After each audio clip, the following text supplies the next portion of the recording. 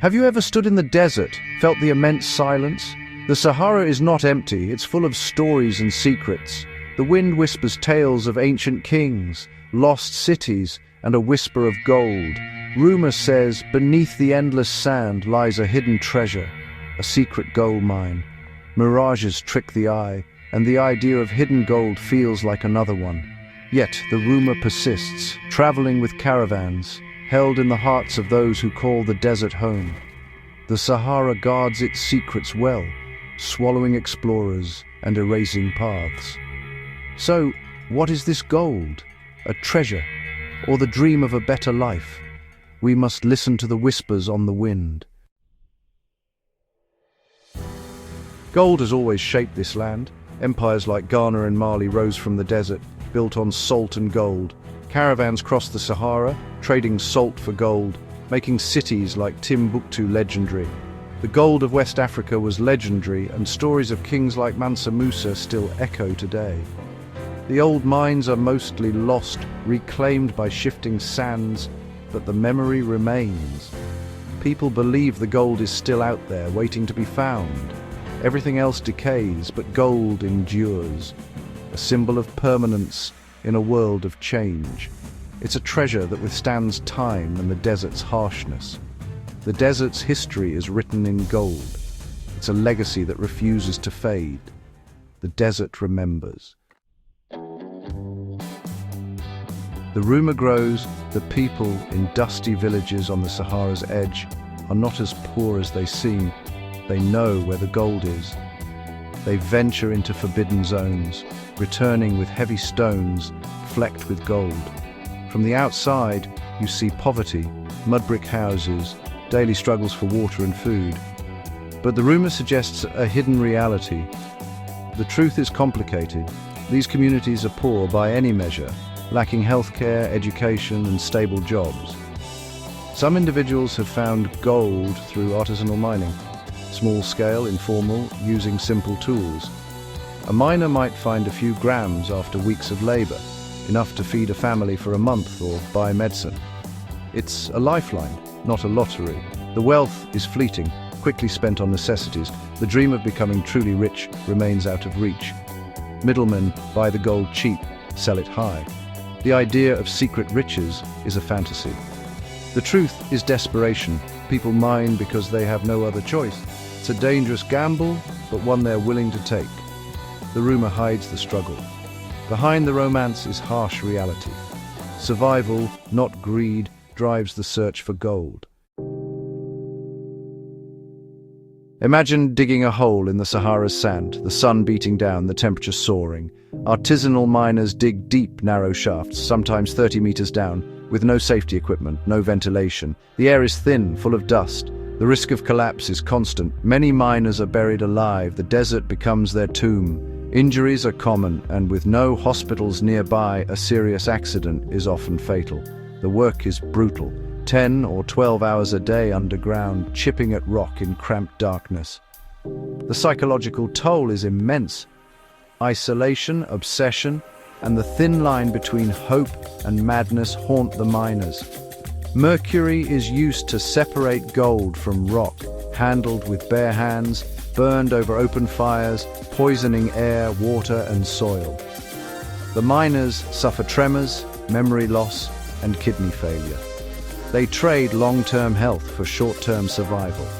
The gold they find is stained with a hidden, deadly cost. The desert's riches come at a terrible price, yet hope keeps them digging. The dream of gold is stronger than fear. Every day is a gamble with fate. The desert is unforgiving, but the miners endure. For many, there is no other way. The ordeal is relentless. The cost is measured in lives. The gold glitters, but the shadows are deep. This is the true price of the rush. The search for gold scars the desert and its people. The Sahara, though vast, is fragile. The gold rush is tearing it apart. Abandoned pits pockmark the land, trapping animals and disrupting water flow. Trash and broken equipment litter the desert. Temporary camps leave permanent scars. Mercury and cyanide poison the air, water and soil, creating a toxic legacy. Mining drains ancient aquifers, Once the water is gone, it's gone forever. Local communities find their wells running dry, their future stolen. Environmental destruction breeds conflict. Groups fight over land and water. The influx of miners overwhelms local communities, leading to tension and violence. The gold does not bring peace, it brings chaos. The dream of wealth becomes a nightmare of conflict and collapse. The desert's silence is broken by machines and cries of struggle. The cost of gold is measured in lost futures. The rush leaves scars that may never heal. Meet Omar, a symbol for thousands. Once a farmer, drought forced him to the mines. He sold his last goat for a bus ticket, leaving his family behind. Now he spends his days underground, sharing a tent with other men driven by desperation. Around the fire they talk of lost livelihoods and distant families. Omar dreams of returning to farming, of land with water. One day he finds a small nugget, just a few grams, but a miracle to him. He sells it for a fraction of its worth, sends most home, and for a moment hope returns. But luck fades. Weeks pass with nothing found. The money runs out. He sees men give up, others sick from dust and mercury. The emptiness in their eyes haunts him, yet thoughts of his children keep him going. He picks up his shovel and returns to the mine. Omar's story is the Sahara's gold rush endurance against impossible odds. Each miner has a story of hope and hardship. The dream is fragile, but it persists. The desert tests them all. Some break, some endure. The gold is never guaranteed, but the need to survive is stronger than fear. Omar keeps digging. He has no choice. The dream of gold is a powerful mirage, shimmering with promise, always just out of reach. Miners chase it, hoping for an end to poverty, a new beginning. But the closer they get, the more elusive it becomes. The gold trade is structured to keep miners poor. They take the risks, but get the smallest reward. Local traders, regional dealers, and international refiners profit most. Wealth flows away from the desert, leaving miners trapped in a cycle of survival. The dream of striking it rich keeps them digging, but the odds are stacked against them. The system creates boom towns that become ghost towns, fostering risk and tearing social fabric.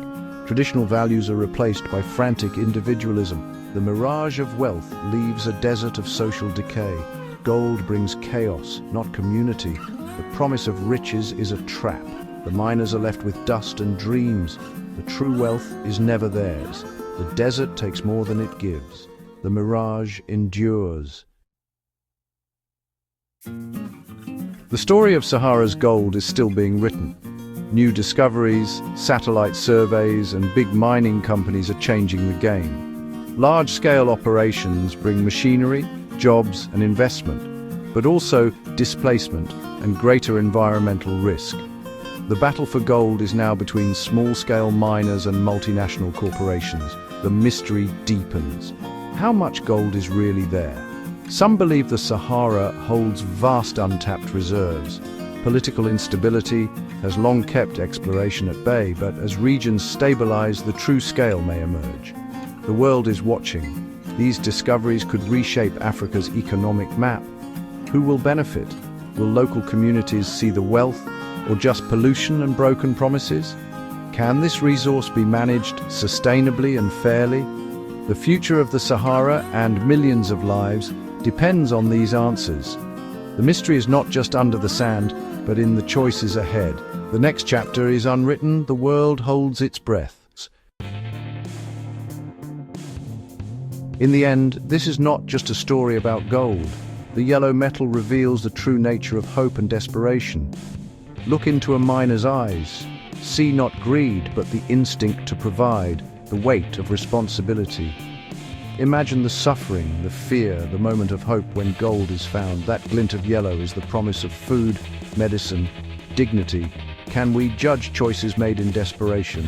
We must try to understand the Sahara is a mirror, reflecting inequality and the hidden cost of our consumption. The gold in our jewelry and electronics begins in places of suffering. We see the final product, not the hands that dug it, or the lungs filled with dust. So remember this story. Look beyond headlines of treasure. Think of the people, their dreams, their struggles. The greatest treasure is empathy and understanding. The mystery of the Sahara's gold is a mystery of the human condition. It concerns us all. The story continues in every heart that dares to hope.